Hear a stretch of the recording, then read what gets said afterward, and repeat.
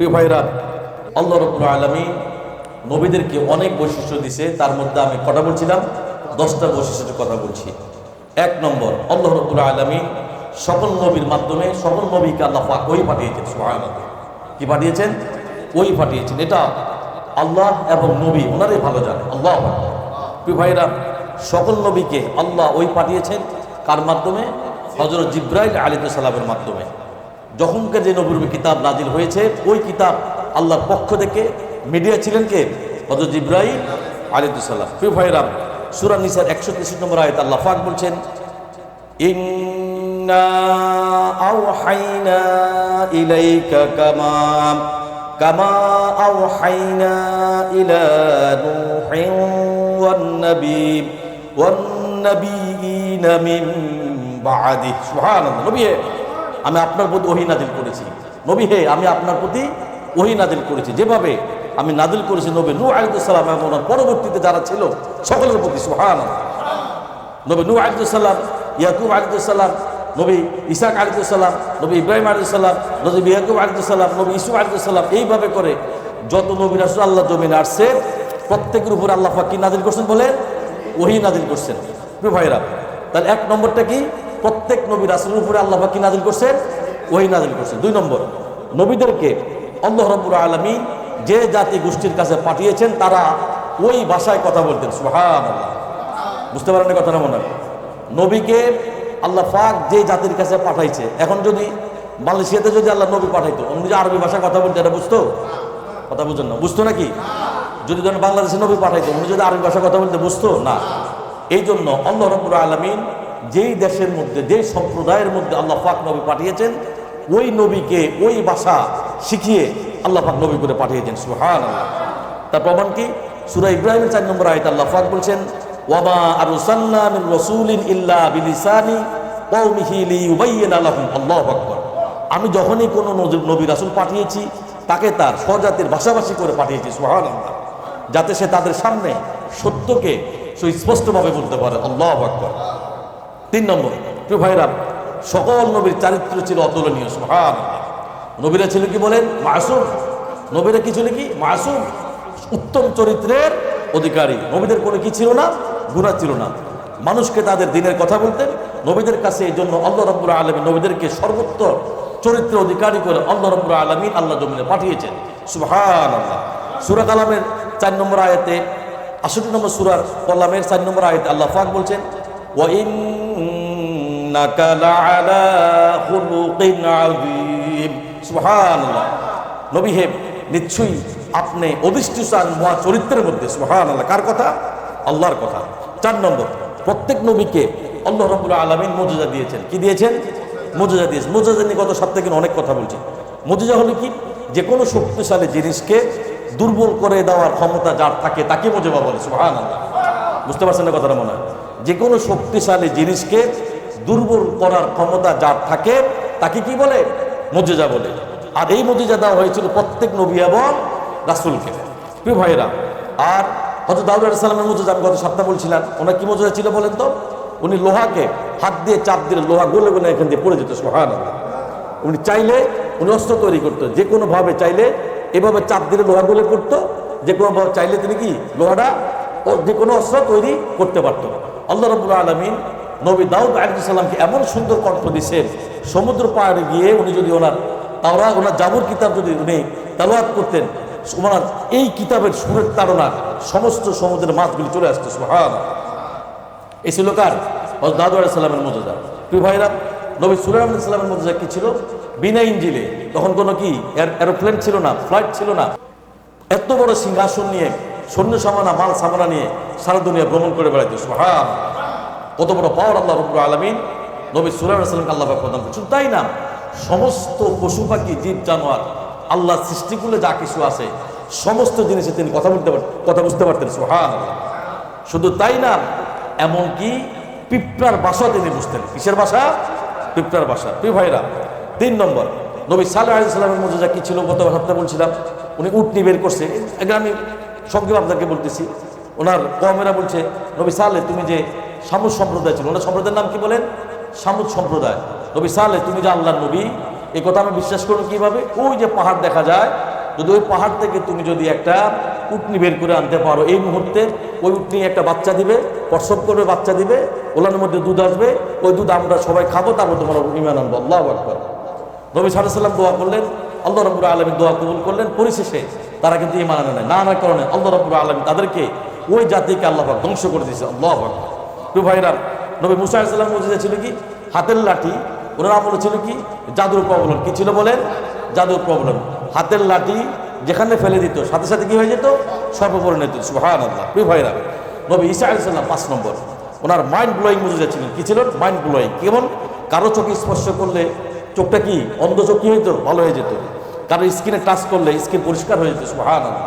কুষ্ঠরোগীর যদি আমরা হাত দিত, সাথে সাথে কি কুষ্ঠরোগী সুস্থ হয়ে যেত। মৃত ব্যক্তিকে যদি বলতে দাঁড়িয়ে যাও, আল্লাহর হুকুমে মৃত ব্যক্তি দাঁড়িয়ে যেত। সুবহানাল্লাহ।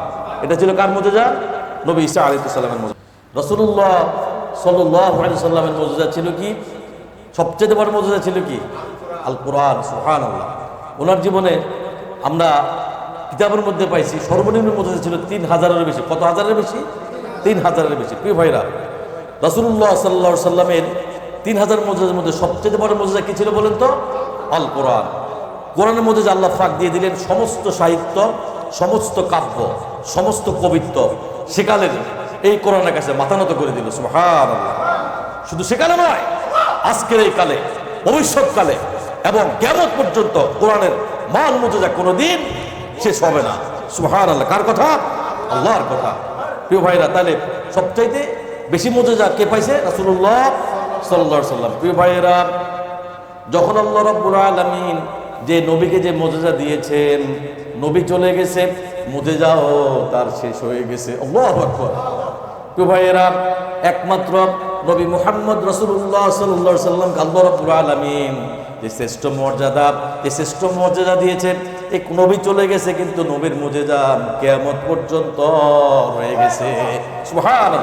এই মুজিজা দুনিয়া কোনোদিন দুনিয়া শেষ হয়ে যাবে, এই কোরআনের মুজিজা কোনোদিন শেষ হবে না। কিয়ামতের পূর্ব মুহূর্ত পর্যন্ত এই কোরআন আছে, থাকবে ইনশাআল্লাহ। প্রিয় ভাইরা, 5 নম্বর, সকল নবীদের দাওয়াত মিশন ছিল কি? একই। কি মিশন ছিল? তাওহীদ, রিসালাত, আখিরাত। এই তিনটা বুনিয়াদ একমাত্র নবী রাসূলুল্লাহ সাল্লাল্লাহু আলাইহি ওয়াসাল্লাম প্রত্যেকটা নবিয়া পৃথিবীর মধ্যে এই তিনটা কথাই বেশিরভাগ বলছে। প্রিয় ভাইরা, তাওহীদ মানে কি? আল্লাহর একত্ববাদ স্বীকার করা। 2 নম্বর, রিসালাত মানে কি? আল্লাহর বার্তা বাহক, আল্লাহ সুসংবাদদাতা এবং কি সতর্ককারী, এই দুটা কথা বলা। প্রিয় ভাইরা, 3 নম্বর, আখিরাত মানে কি? মানে হচ্ছে একটু আগে বলছি, মৃত্যুর পরে আমাদের যে একটা জীবন আছে, আমাদেরকে পুনরুত্তোলন করা হবে, আমাদের হিসাব কিতাব আছে। এই বিষয়ের উপরে আমি আগামী পর্বে আলোচনা করবো ইনশাআল্লাহ। তাহলে আমরা একদম কনসেপ্ট কি ক্লিয়ার।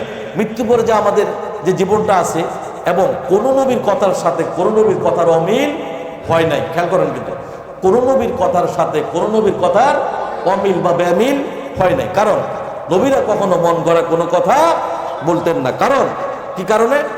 নবীরা যে কথাটা বলতেন, সে কথাটা কার কথা ছিল? আল্লাহর কথা। সুবহানাল্লাহ। এই কথাটা কিভাবে? যে দেখেন, তার দলিল কি?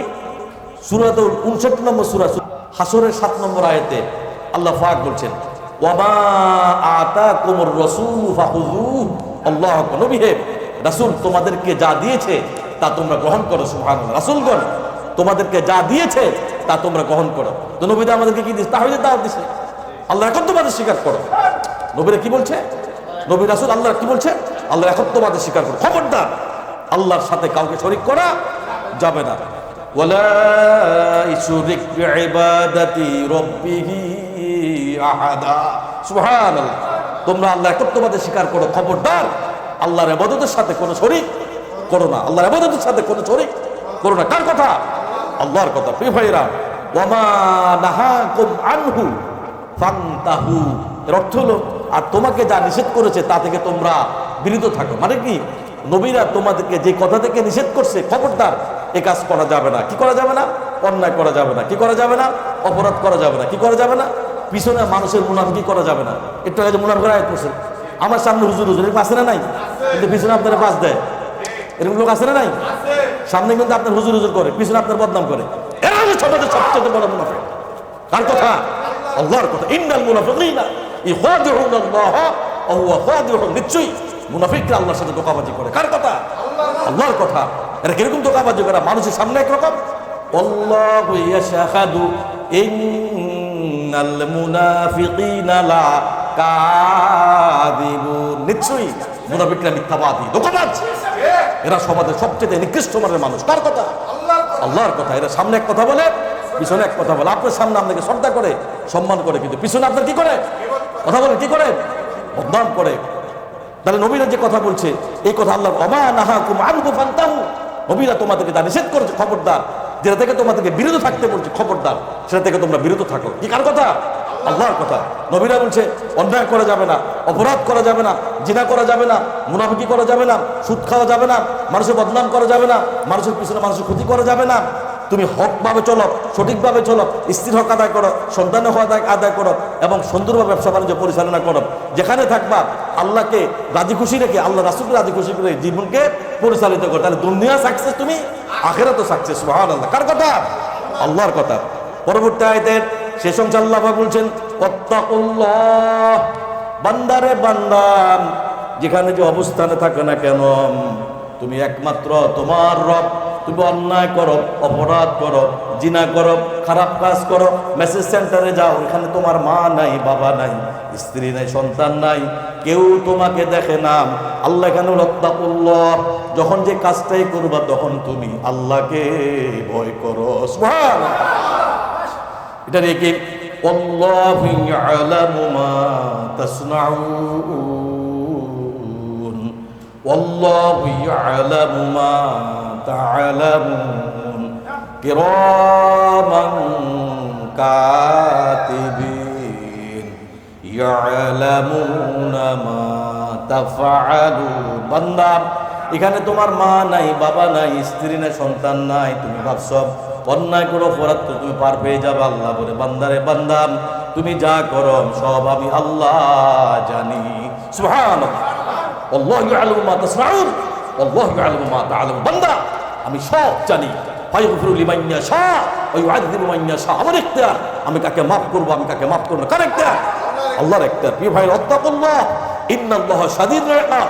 তোমরা যেখানে যেভাবে থাকো, সর্ব অবস্থায় আল্লাহকে ভয় করে চলো, নিশ্চয়ই আল্লাহ কঠোর শাস্তিদাতা। কার কথা? আল্লাহর কথা। 6 নম্বরে আল্লাহ পাক বলছেন, এই পৃথিবীতে যত নবী রাসূল এসেছে তারা প্রত্যেকে মানুষ ছিলেন। সুবহানাল্লাহ করবেন না? খুব গুরুত্বপূর্ণ কিন্তু কথা। খুব, এই পৃথিবীতে আল্লাহ রাব্বুল আলামিন যত নবী রাসূল পাঠিয়েছেন সবাই কি ছিলেন? মানুষ ছিলেন। তারা বলতো মুহাম্মদ কিভাবে রাসূল হয়? তারা কারা? ইহুদিরা, কাফেররা। বুঝলেন? তারা কারা? ইহুদি অথবা কাফেররা বলতো মুহাম্মদ কিভাবে রাসূল হয়।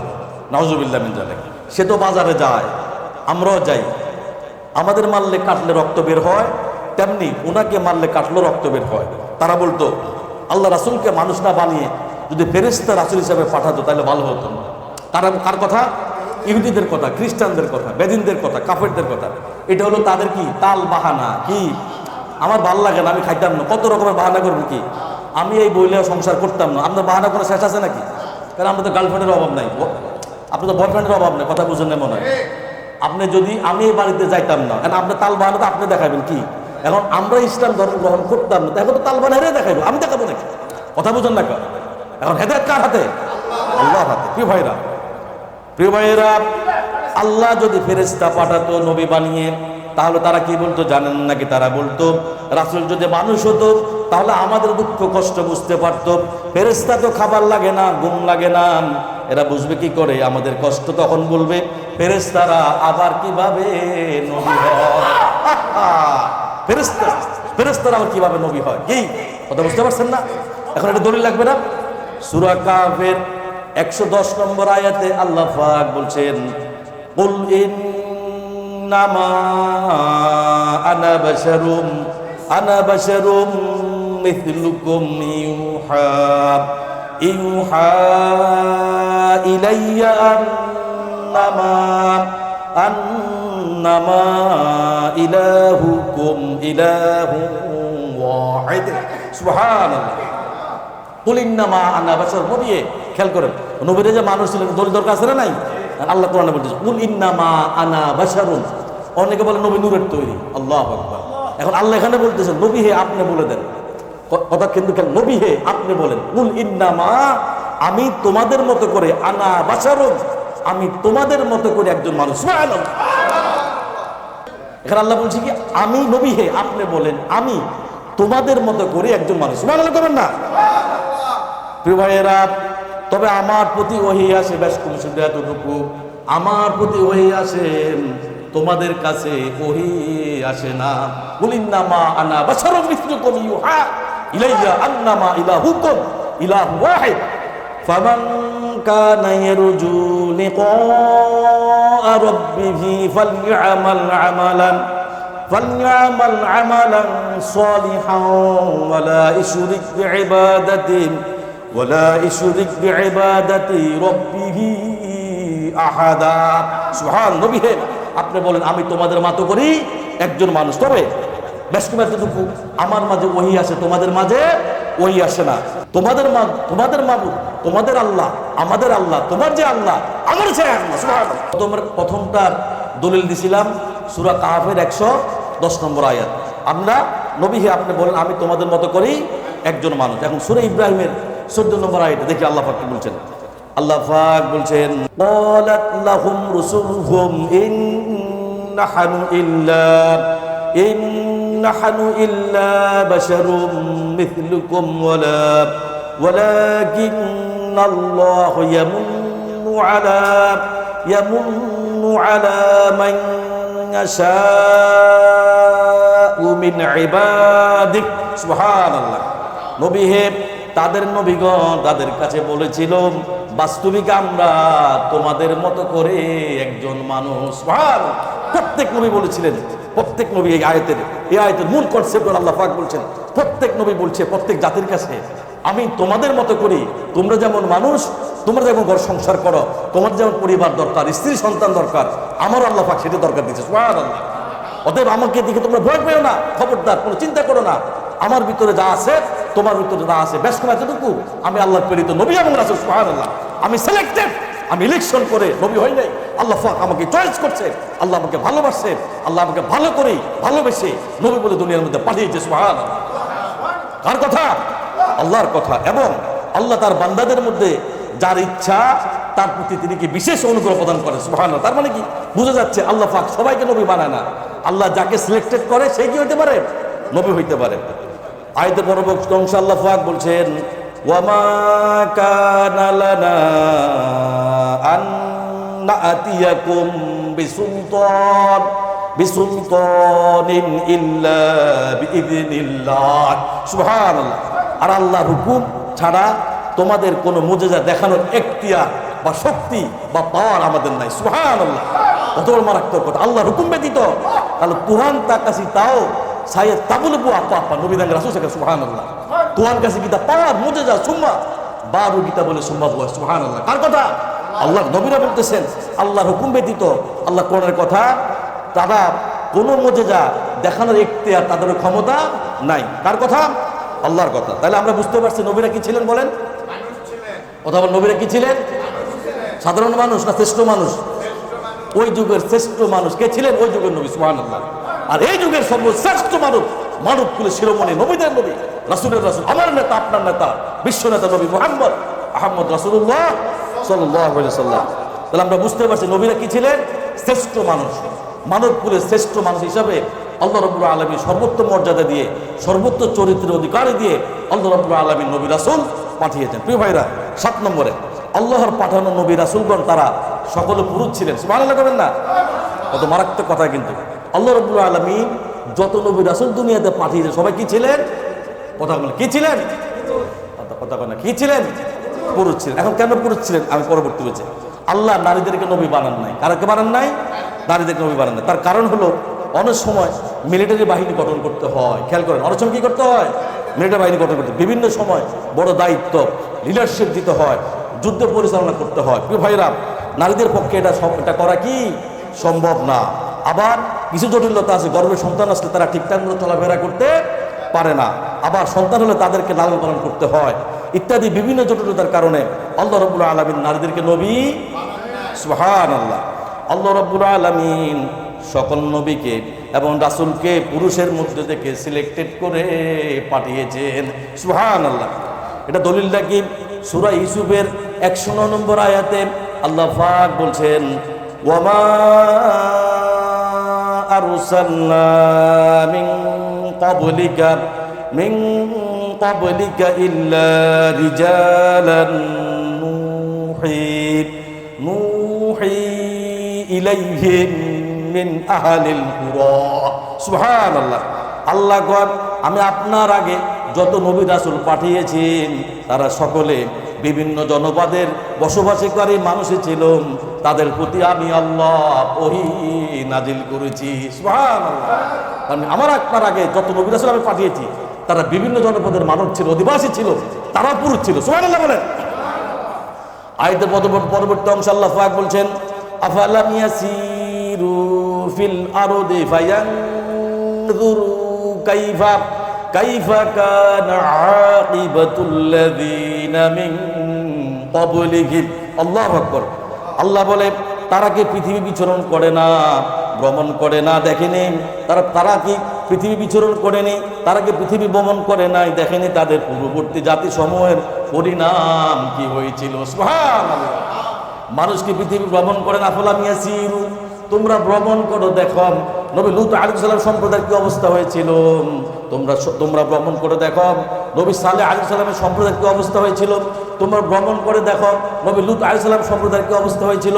তোমরা ভ্রমণ করে দেখো নবী মুসা আলাইহিস সালামের ফেরাউনের অবস্থা কি হয়েছিল। তোমরা ভ্রমণ করে দেখো ইহুদিরা যুগ যুগ ধরে যত অত্যাচার অবিচার করে তাদের অবস্থা আমি আল্লাহ রাব্বুল আলামিন ইব্রাহিম আলাইহিস সালামের আমলে নমরুদের অবস্থা কি করেছে প্রত্যেকটা কথা আল্লাহ রাব্বুল আলামিন এই কোরআনের মধ্যে বলে দিয়েছে। সুবহানাল্লাহ।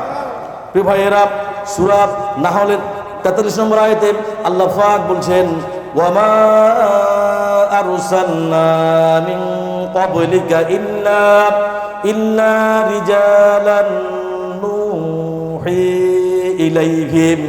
ইলাইহিম ফাসআলু আহলায যিকরি ইন কুনতুম লা তা'লামুন। সুবহানাল্লাহ।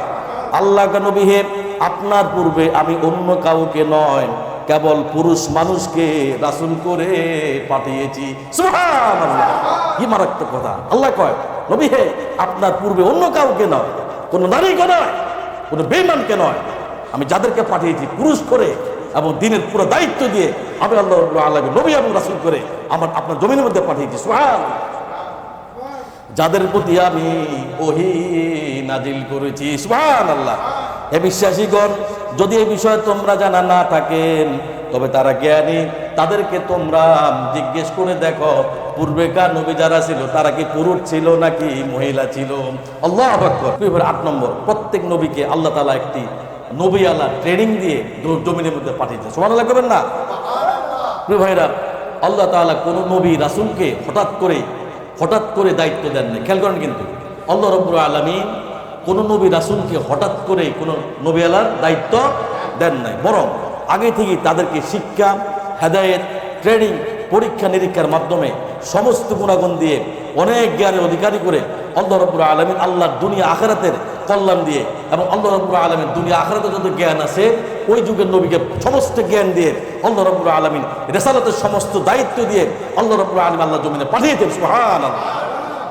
প্রিয় ভাইয়েরা, সূরা নম্বর 6 সূরা আনামের 124 নম্বর আয়াতে আল্লাহ পাক বলছেন আল্লাহু আ'লামু হাইথু ইয়াজআলু রিসালাতাহ।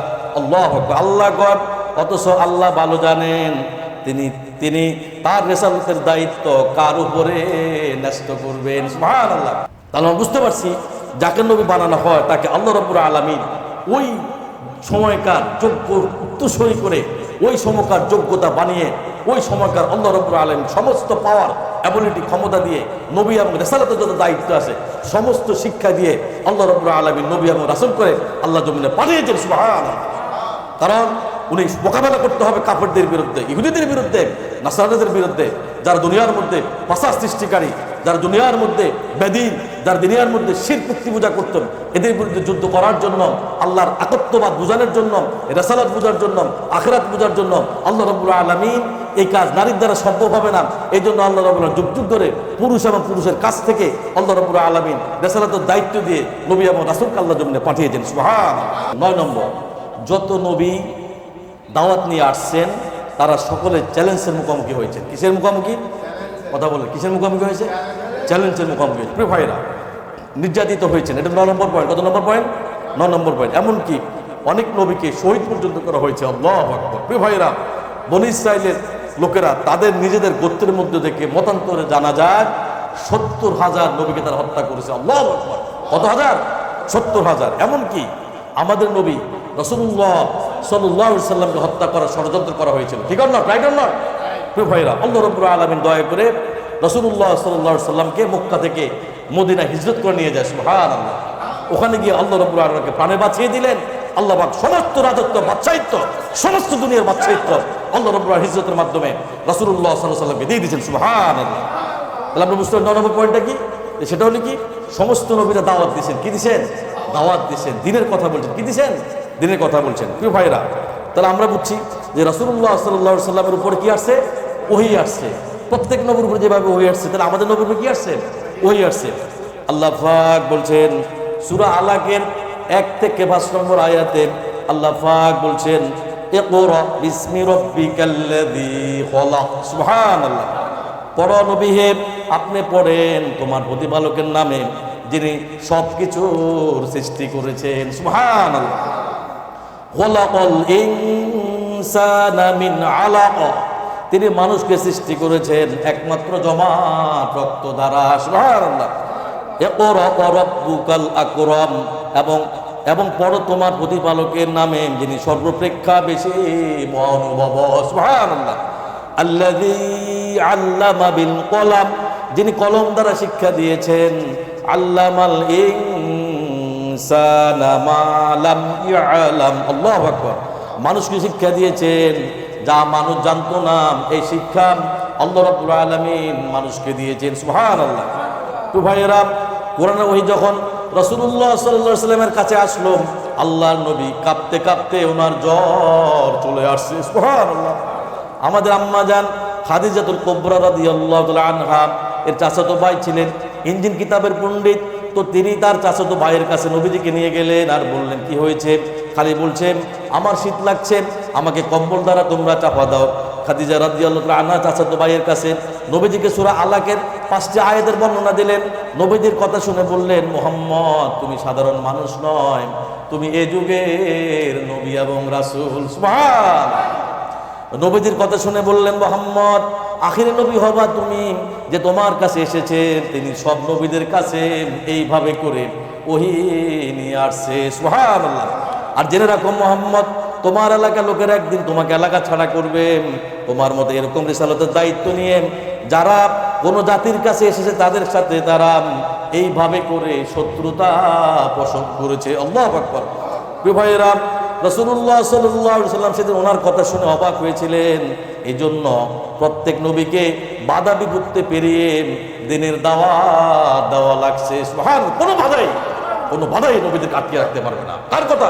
আল্লাহর কথা। এই যুগে যারা কোরআন মানবে, কোরআনের জিন্দেগি গঠন করবে, কোরআনকে পূর্ণাঙ্গভাবে দিলের মধ্যে করবে, এই কোরআন নিয়ে জিন্দেগি গঠন করবে, রাষ্ট্র চালাবে, দেশ চালাবে, নিজে চলবে, পরিবার আহার আলিয়াত চলবে, তাহলে তারাও এইভাবে করে কোথাও কোনো বাধা পাবে না ইনশাআল্লাহ। এ ভাইয়েরা, সূরা ইউসুফের 3 নম্বর আয়াতে আল্লাহ পাক বলছেন নাহনু নাকুসু আলাইকা হাসানাল কসাসি বিমা আওহাইনা ইলাইকা হাযাল কুরআন। আল্লাহু আকবার। নবী হে, আমি ওহীর মারফতে কোরআন তোমার কাছে আপনার নিকট পাঠিয়েছি। সুবহানাল্লাহ। নবী হে, আমি ওহীর মাধ্যমে কোরআন আপনার নিকট পাঠিয়েছি। এর মাধ্যমে আপনাকে এত উৎকৃষ্টতম যত ঘটনা আছে পিছনের সমস্ত ঘটনাগুলি আমি আল্লাহ শুনিয়েছি। সুবহানাল্লাহ। প্রিয় ভাইয়েরা, আল্লাহ রাব্বুল আলামিন আয়াতের পরবর্তী অংশে আল্লাহ পাক বলছেন ওয়া ইন কুনতা মিন ক্বাবলিহি লামিনাল গাফিলিন। সুবহানাল্লাহ। যদি তুমি এর আগে এই সম্পর্কে অর্থাৎ এই ঘটনা সম্পর্কে বিলকুল জানতা না, আমি আল্লাহ রাব্বুল আলামিন ওহীর মাধ্যমে আপনাকে সবকিছু জানিয়ে দিয়েছি। সুবহানাল্লাহ। অর্থাৎ কোন ঘটনা সম্পর্কে আপনি বিলকুল অনবহিত ছিলেন, কোনো কিছু আপনি জানতেন না, আমি আল্লাহ রাব্বুল আলামিন ওহীর মাধ্যমে আপনাকে এই কোরআনের মাধ্যমে 10 নম্বর পয়েন্ট। প্রিয় ভাইয়েরা, আল্লাহ রাব্বুল আলামিন যুগ যুগ ধরে, খেয়াল করেন, যত জাতি গোষ্ঠী মানুষ পৃথিবীতে এসেছে প্রত্যেক জাতি গোষ্ঠীর কাছে আল্লাহ রাব্বুল আলামিন নবী এবং রাসূল পাঠিয়েছেন। সুবহানাল্লাহ বলেন না? মনে বুঝতে পারেন নাই? প্রিয় ভাইয়েরা, এই নবী আল্লাহর জমিনে পাঠিয়েছেন, রাসূল পাঠিয়েছে। নবী মুহাম্মদ আহমদ রাসূলুল্লাহ সাল্লাল্লাহু আলাইহি ওয়াসাল্লামের কারণে, সাহাবীদের কারণে আমরা ইসলাম পেয়েছি, ধর্ম পেয়েছি, কোরআন পেয়েছি। আল্লাহর আযাব গজব থেকে আল্লাহ আমাদেরকে বাঁচিয়ে দিবে। আল্লাহু আকবার। প্রিয় ভাইয়েরা, আল্লাহর জমিন ছেড়ে চলে যাওয়া লাগবে, কোনো সন্দেহের অবকাশ নাই। আপনার দাদারা চলে গেছে, আপনার বাবা চলে গেছে, পূর্বপুরুষ চলে গেছে, আজ হোক কাল হোক আপনিও আল্লাহর জমিন ছেড়ে চলে যাবেন, কোনো সন্দেহের অবকাশ নাই। প্রিয় ভাইয়েরা, এই কালিমা আমরা পেয়েছি। আল্লাহ পাক এই কালিমার মাধ্যমে আল্লাহ রাব্বুল আলামিন কবর আযাব থেকে নাজাত দিয়ে, আল্লাহ রাব্বুল আলামিন মালিক ইয়াউমিদ্দিন, বিচারের দিন, কাল কিয়ামতের দিন ডান হাতে আমলনামা দিয়ে আল্লাহ রাব্বুল আলামিন ফুলসিরাত বিদ্যুৎ পার করে দিয়ে আল্লাহর রহমত দিয়ে আল্লাহ রাব্বুল আলামিন আমাকে আপনাকে জান্নাতে প্রদান করবে। সুবহানাল্লাহ। প্রিয় ভাইয়েরা, সূরা নাহলের 36 নম্বর আয়াতে আল্লাহ পাক বলছেন, ওয়ালাকাদ বাআসনা ফি কুল্লি উম্মাতির রাসূলা। সুবহানাল্লাহ। বলা হচ্ছে প্রত্যেক জাতির কাছে, প্রত্যেক জাতির জন্য আমি রাসূল পাঠিয়েছি। সুবহানাল্লাহ। এই কথাটা বলে বুঝুন না আপনারা ভাই, কি কথা আল্লাহ বলছে, খেয়াল করেন। ওয়ালাকাদ বাআসনা ফি কুল্লি উম্মাতির রাসূলা আন ইবুদুল্লাহা ওয়াজতানিবুত তাগুত। সুবহানাল্লাহ। আল্লাহ কয় প্রত্যেক জাতির জন্য আমি রাসূল পাঠিয়েছি। তারা মানুষকে দাওয়াত দিয়েছে এই কথা বলে, আল্লাহর গোলামি করো, তিনি ছাড়া কোনো ইলাহ নাই, কোনো মাবুদ নাই, আইনদাতা নাই, বিধানদাতা নাই, তোমরা তার গোলামি করো এবং সেজদা করো, প্রদান করো, আর খবরদার তাগুতকে তোমরা পরিহার করো। সুবহানাল্লাহ। প্রিয় ভাইয়েরা, প্রত্যেক নবী রাসূল আল্লাহর জমিন ছেড়ে চলে গেছে। নবীরা যেহেতু আল্লাহর জমিনে থাকতে পারে নাই, আমি আপনি আল্লাহর জমিনে থাকার কোনো সুযোগ নাই। আপনি চাইলেও মরে যাবেন, না চাইলেও মরে যাবেন। আপনি চাইলেও দুনিয়া ছাড়া লাগবে, না চাইলে দুনিয়া ছাড়া লাগবেন। আপনার চাওয়াতে আল্লাহর কোনো কিছু আসে যায় না। আল্লাহু আকবার। প্রিয় ভাইয়েরা, যদি মানুষ বেঁচে থাকতো তাহলে নবী রাসূলরা কি করছে, সর্বশ্রেষ্ঠ মানুষ, তাহলে ওনারা থেকে যেত। কিন্তু নবী চলে গেছে, যুগ যুগ ধরে অসংখ্য নবী রাসূল আল্লাহর জমিন ছেড়ে চলে গেছেন। এইভাবে করে নবী মুহাম্মদ রাসূলুল্লাহ সাল্লাল্লাহু আলাইহি সাল্লাম দুনিয়া ছেড়ে চলে গেছেন, কিন্তু ওনার কিতাব, ওনার গ্রন্থ, ওনার উপরে যে কিতাব নাজিল হয়েছে, এমন যে কোরআন এবং হাদিস আছে, এটা নিয়ে আমাদের জন্য রেখে গেছেন। সুবহানাল্লাহ। এই গ্রন্থ যদি, কোরআন এবং হাদিস যদি আমরা সঠিকভাবে মানি, সঠিকভাবে পড়ি, সঠিকভাবে বুঝি, আল্লাহর দেওয়া গীত ফরজ ইবাদত যদি আমরা সঠিকভাবে করি, এই কোরআন যদি জিন্দেগি গঠন করি, আল্লাহর কসম খেয়ে বলি, দুনিয়া আখিরাতে যত কল্যাণ আছে, সমস্ত কল্যাণ আল্লাহ রাব্বুল আলামিন আমাকে আপনাকে দিয়ে দিবে। সুবহানাল্লাহ। প্রিয় ভাইয়েরা, আল্লাহ রাব্বুল আলামিন সূরা আনকাবুতের মধ্যে আল্লাহ পাক বলছেন, কুল্লু নাফসিন যায়িকাতুল মাউত। সুবহানাল্লাহ। ম্যান ইজ মর্টাল, কুল্লু নাফসিন যায়িকাতুল মাউত। প্রত্যেক মানুষকে মরে যাওয়া লাগবে। কার কথা? আল্লাহর কথা। এই জমিনে সুম্মারে কেন জ্বালান, সুম্মারে কেন জ্বালান, সুম্মারে বলে টেস্ট ডেট ওয়ান ডে ইনশাআল্লাহ। কোনো প্রকার সুন্দর অবকাশ নাই, সবাইকে মরে যাওয়া লাগবে। কার কথা? We are final journey, this is true and universal truth. We are final journey, this is true and universal truth. প্রিয় ভাইয়েরা, আল্লাহ পাক বলছেন, জন্মিলেই তোমাকে মৃত্যুর স্বাদ গ্রহণ করা লাগবে। পৃথিবীর এমন কোনো জায়গা নাই যেখানের মধ্যে তুমি চাইলেও বেঁচে থাকতে পারবা না। প্রিয় ভাইয়েরা, আয়াতে পরমেশ্বর আল্লাহ পাক বলছেন, সুম্মা ইলাইনা তুরজাউন। সুবহানাল্লাহ। তারপর তোমাদের সকলকে আল্লাহর কাছে ফিরিয়ে নেওয়া হবে। সুবহানাল্লাহ। প্রিয় ভাইয়েরা, আমি বলতেছি বারবার এই কথা, আপনি চাইলেও আল্লাহর জমিনে থাকতে পারবেন না। আল্লাহ যখন ডাক আসবেন, কি পরিবার, কি সংসার, কি বাড়িঘর, কি টাকা পয়সা, দণ্ড হলো, সমস্ত কিছু পেলে, ব্যবসা বাণিজ্য পেলে, আহাল আলিয়া যারা আছেন সবাইকে ছেড়ে আল্লাহ সান্নিধ্যের জন্য আপনাকে দুনিয়ার জমিন ছেড়ে চলে যাওয়া লাগবে। প্রিয় ভাইরা, আমরা বুঝতে পারছি আল্লাহ রাব্বুল আলামিন প্রত্যেক নবীদের অনেক বৈশিষ্ট্য ছিল। তার মধ্যে আমি কটা বৈশিষ্ট্য বলছি বলেন? কটা বৈশিষ্ট্য বলছি? 10টা বৈশিষ্ট্য বলছি। এখন সংক্ষেপে কয়েকটা নবীদের গুণাবলী বলে আজকে আলোচনা শেষ করে দেবেন ইনশাআল্লাহ। প্রিয় ভাইরা, আল্লাহ রাব্বুল আলামিন, আল্লাহ যে নবী রাসূল পাঠিয়েছেন, প্রত্যেক নবীর জীবন থেকে কি শিক্ষা পেয়েছি আমরা, কয়েকজন নবীর কথা বলে শেষ করে দেবেন ইনশাআল্লাহ। প্রথমে ছিলেন কে? প্রথম নবীর নাম কি বলেন তো? প্রথম নবীর নাম কি? জোরে বলেন, কি নাম? আদম আলাইহিস সালাম। কি নাম? নবী আদম আলাইহিস সালাম। প্রিয় ভাইরা, প্রত্যেক নবীর শৈশব ছিল, কথা বুঝেন, কিন্তু শিশু ছিল। কিন্তু আদম আলাইহিস সালাম কি শৈশব ছিল? না, ছিল না। এটা কিন্তু জানা দরকার আছে। যেমন আমাদের শৈশব আছে, আমাদের কৈশোর ছিল, কিন্তু আদম আলাইহিস সালাম সৃষ্টি হয়েছে যুবক হয়ে। সুবহানাল্লাহ বলেন। প্রিয় ভাইয়েরা, আল্লাহ রাব্বুল আলামিন আদম আলাইহিস সালামকে আল্লাহ রাব্বুল আলামিন 60 হাত লম্বা করে আল্লাহর জমিনে পাঠিয়েছেন। সুবহানাল্লাহ। সেজন্য প্রত্যেক জান্নাতে মানুষকে আল্লাহ রাব্বুল আলামিন জান্নাতে নেওয়ার আগে 60 হাত লম্বা করে বানিয়ে দিবেন। সুবহানাল্লাহ। প্রিয় ভাইয়েরা, আদম আলাইহিস সালাম যখন আল্লাহ জমিনে আসছে তখন ওনার বয়স ছিল 33 বছর। ঠিক তেমনি ভাবে মানুষ যখন জান্নাতে প্রবেশ করবে তখন তার বয়স হবে 33 বছর, তাজা তরতাজা যুবক। সুবহানাল্লাহ। রাসূলুল্লাহ সাল্লাল্লাহু আলাইহি ওয়াসাল্লাম একদিন বলতেছে যে বৃদ্ধ মানুষ জান্নাতে যাবে না। এখন তো বৃদ্ধ সাহাবী খুব কান্নাকাটি করতেছে। আল্লাহ রাসূল কয়, কান্নার কোনো দরকার নাই, তুমি যখন জান্নাতে যাবা 33 বছর যুবক করে আল্লাহ রাব্বুল আলামিন তোমাকে জান্নাতে প্রবেশ করাবে। সুবহানাল্লাহ। একজন কালো ব্যক্তি, কালো লোক জান্নাতে প্রবেশ করবে না। সাহাবী কাঁদতেছেন, আল্লাহ রাসূল বলে কান্নার কোনো দরকার নাই, যখন তুমি জান্নাতে প্রবেশ করবা তুমি আর কালো থাকবে না, তোমার শরীর অঙ্গ প্রত্যঙ্গ নূর দিয়ে তোর তাজা করে, নুরানি চেহারা করে, জোয়ান তোর তাজা করে তোমাকে রূপরূপান্বিত করে আল্লাহ রাব্বুল আলামিন জান্নাতের মধ্যে প্রবেশ করাবে। সুবহানাল্লাহ। প্রিয় ভাইয়েরা, শয়তান আদম আলাইহিস সালামকে বুলবাল বলিয়ে জান্নাত থেকে নিষিদ্ধ ফল খাওয়ার কুমন্ত্রণা দিয়েছিল। আদম আলাইহিস সালাম যখন ভুল করে গন্ধম ফল খেয়ে ফেলেছিলেন, খাবার পরে আল্লাহ রাব্বুল আলামিন তাকে এই জমিনের মধ্যে পাঠিয়ে দিয়েছে। আল্লাহু আকবার।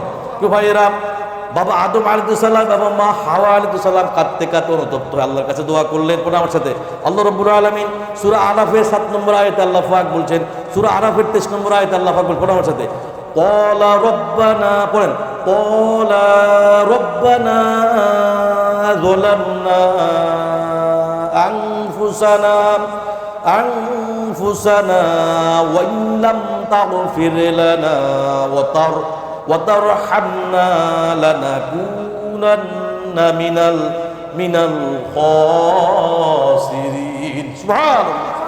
তারা বললেন, হে আমার প্রতিপালক, আমরা নিঃসত্তার উপরে আমরা জুলুম করেছি। আল্লাহু আকবার। প্রিয় ভাইয়েরা, আপনি যদি আমাদেরকে ক্ষমা না করেন, আমাদের প্রতি রহমত না করেন, তাহলে আমরা ক্ষতিগ্রস্ত জুলুমকারীদের অন্তর্ভুক্ত হয়ে যাব। তার কথা আদম আলাইহিস সালাম বলছে। আল্লাহ দোয়া শিখে, তুমি দোয়া করে, দোয়া পড়ে।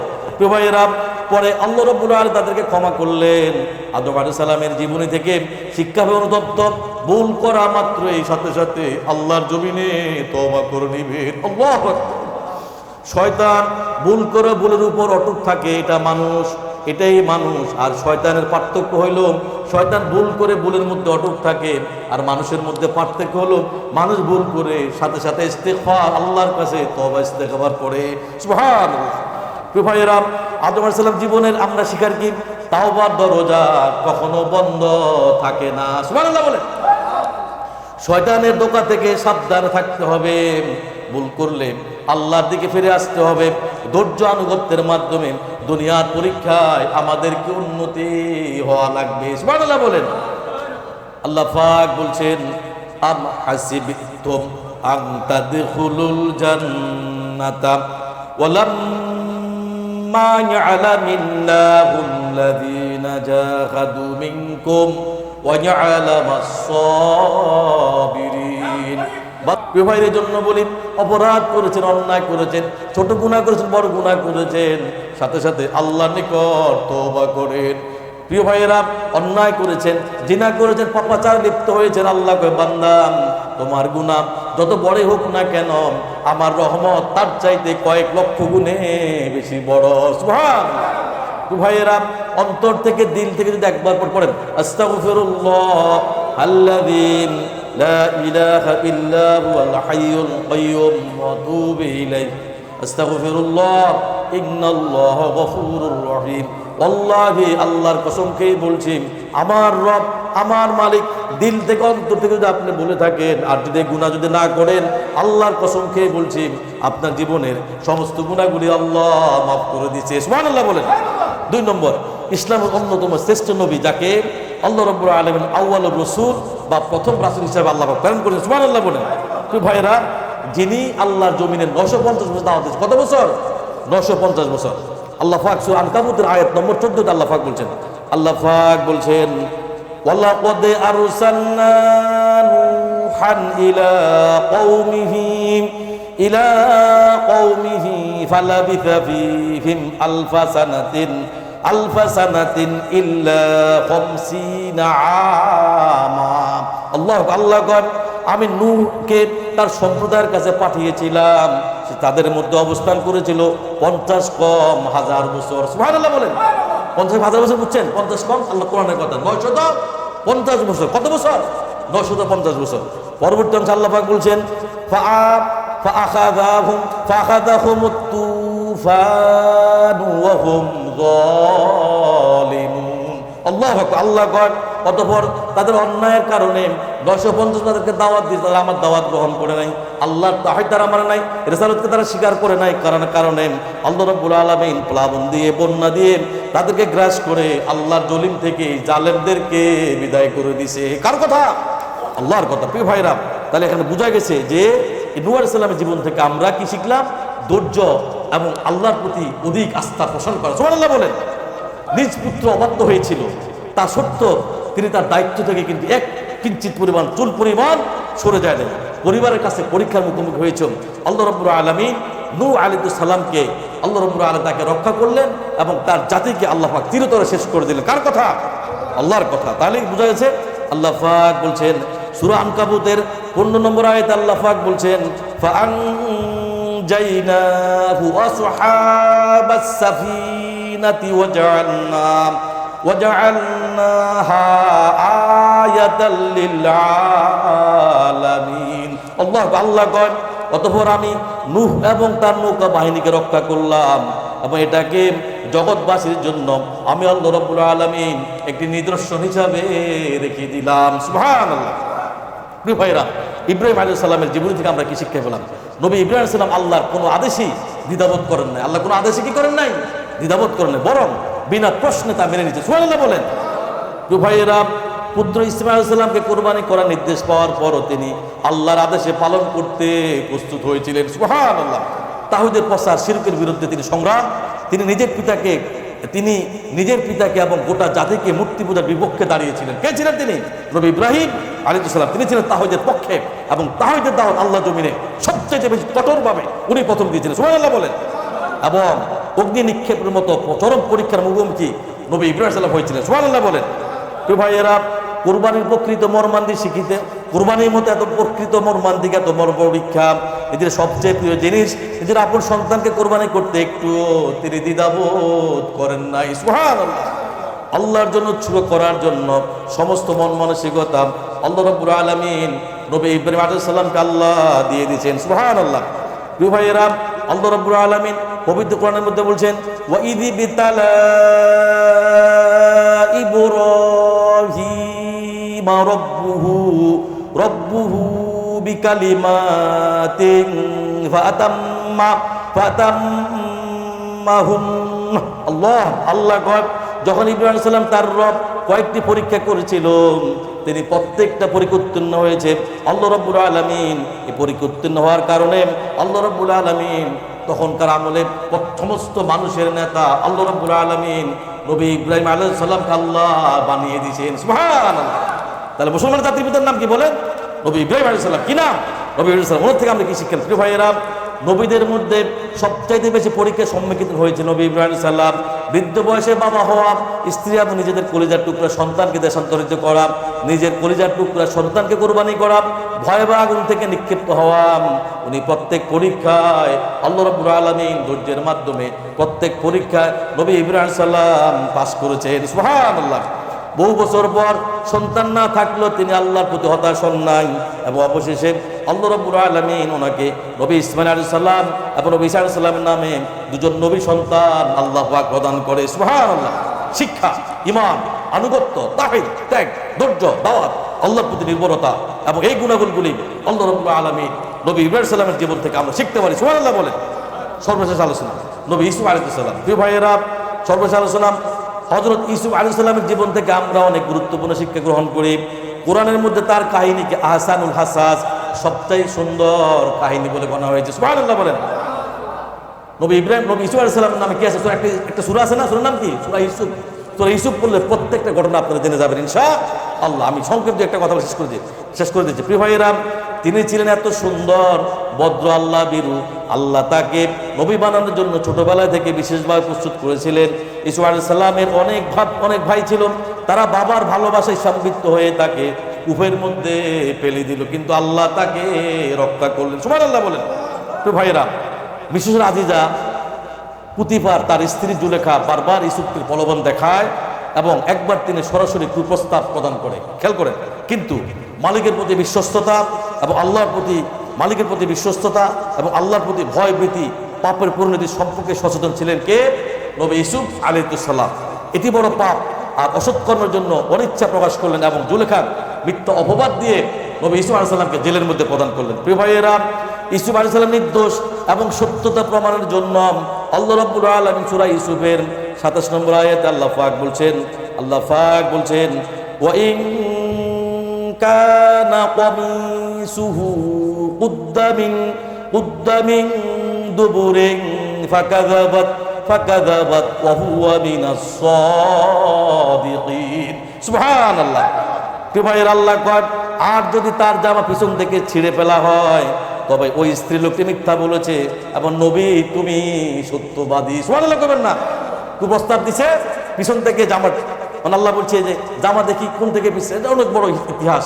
পিছন থেকে জামা ছিঁড়া আছে, বলা হচ্ছে যে পিছন থেকে যদি জামা ছিঁড়া হয় তাহলে নবী নির্দোষ, আর যদি সামনে থেকে যদি জামা ছিঁড়া হয় তাহলে নবী কি নির্দোষ না। আল্লাহ পাক কোরআনের মধ্যে ঘোষণা করছেন যেহেতু পিছন থেকে জামা ছিঁড়া হয়েছে তাহলে আপনি নবী নির্দোষ এবং আপনি কি সত্যবাদী।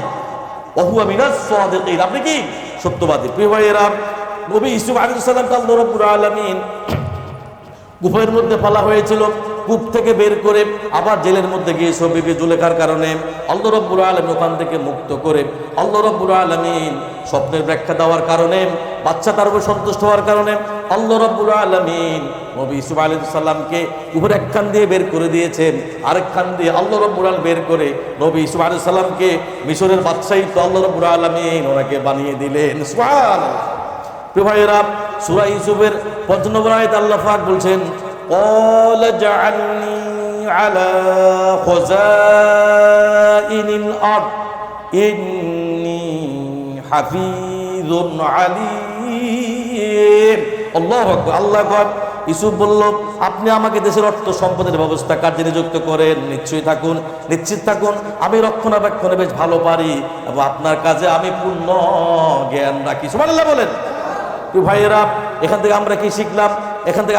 মানুষ কষ্ট দিলে আল্লাহ আমাদেরকে রক্ষা করবে।